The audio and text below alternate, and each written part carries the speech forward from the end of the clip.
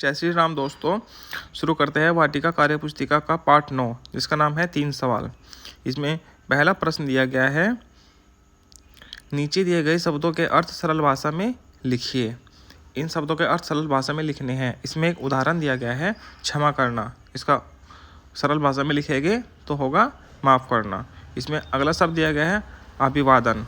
इसको सरल भाषा में कैसे लिखेंगे? क्या करना? प्रणाम करना। चेतना, संवेदन। अचकचाना मतलब घबराना। मुग्ध मतलब मोहित होना। अब शब्द मतलब गलत शब्द बोलना, दुर्वचन। ये थोड़ा कठिन शब्द है मगर सरल भाषा में लिखना था तो दुर्वचन लिख सकते हैं हम।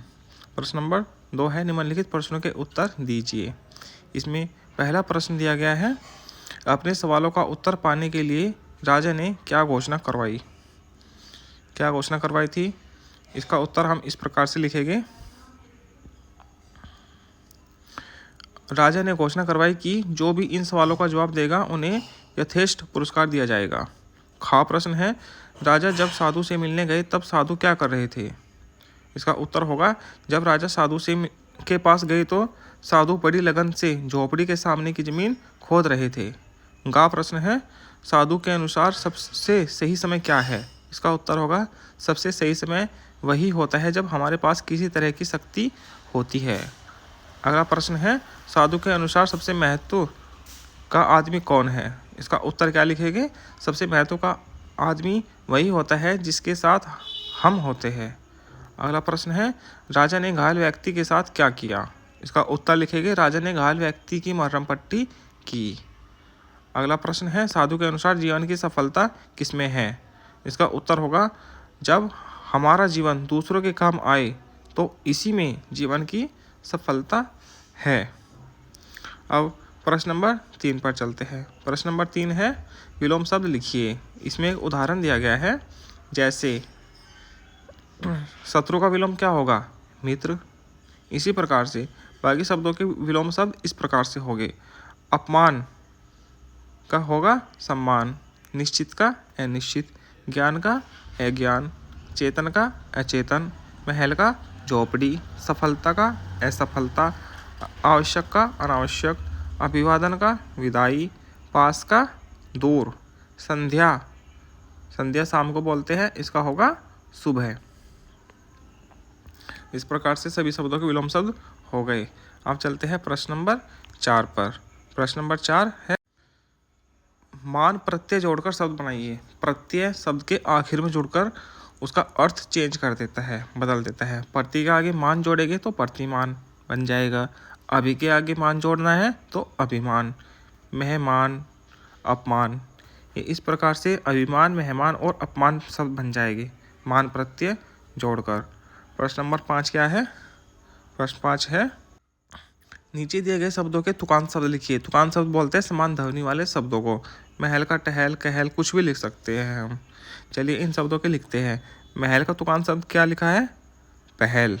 सबसे का कब से, हवा का दबा, सुलाया, बुलाया, धुलाया, कुछ भी लिख सकते हैं। ध्यान का ज्ञान। ठीक है। अगला प्रश्न है, नीचे दिए शब्दों को सही क्रम में रखकर वाक्य बनाना है। वाक्य बनाइए। 4 वाक्य दिए गए हैं, इनके शब्द आगे पीछे रखे हुए हैं। इनको एक सही क्रम में रखना है और रखने के बाद क्या होगा? एक वाक्य बन जाएगा, अर्थपूर्ण वाक्य। ठीक है। इसमें का क्या बनेगा? अर्थपूर्ण वाक्य। का होगा, एक दिन उसके मन में 3 सवाल उठे। खा का होगा, किसी कार्य को करने का सही समय कौन सा है। इन शब्दों को ही आगे पीछे रखकर एक अर्थपूर्ण वाक्य बनाया है। वाक्य उसी को बोलते हैं जिसका कुछ ना कुछ अर्थ होता है लाइन का। ठीक। तीसरे का होगा, सबसे आवश्यक कार्य कौन सा है। घा होगा, ठीक समय पर कार्य पूरा करने का सही, यही एक सही तरीका है। ठीक है। अब प्रश्न नंबर 7 क्या है? यह है, आपने कहानियों में राजा के बारे में सुना और पढ़ा होगा। आपके अनुसार एक राजा में क्या क्या गुण होना चाहिए? मेरे अनुसार, सभी बच्चों के अनुसार तो अलग अलग हो सकता है, तो मेरे अनुसार क्या होगा? मेरे अनुसार राजा धर्मनिष्ठ, सत्यवादी, कृतज्ञ, बलवानी है, वृद्धों का सम्मान करने वाला, उत्साही, विनयशील, विवेकी, निर्भीक, न्यायप्रिय, मृदुभाषी और कार्य निपुण होना चाहिए राजा का। ठीक है, ये मेरे अनुसार है, ये सभी के अनुसार अलग अलग हो सकता है। किसी को कुछ पसंद है दूसरे व्यक्ति के अंदर, किसी को कुछ पसंद है दूसरे व्यक्ति के अंदर। ठीक है, अब अगला प्रश्न क्या होगा 8वां, मैं हर दिन पाठशाला जाता हूँ। इसमें क्या करना, आ है इसका, मैं की जगह तुम, आप, वह, वे शब्द लिखकर ऊपर दिए गया वाक्य लिखिए। ठीक है, इस वाक्य को ये शब्द रखकर लगाकर शुरुआत में वाक्य लिखने हैं। जैसे कि पहला शब्द है तुम, इसका क्या बनेगा, तुम हर दिन पाठशाला जाते हो, जाते बहुवचन में आ जाएगा। मैं की जगह आप लिखेंगे, आप हर दिन पाठशाला जाते हो। ठीक, वह लिखेंगे, वह हर दिन पाठशाला जाता है। ठीक, जब वे लगाएंगे इसमें, वे हर दिन पाठशाला जाते हैं, तो इसमें जो क्रिया होगी उस वह भी चेंज हो जाएगी। सही है, इसी के साथ इस पाठ की प्रश्नोत्तरी समाप्त होती है। और सभी लोगों का हमारा वीडियो देखने के लिए बहुत बहुत धन्यवाद।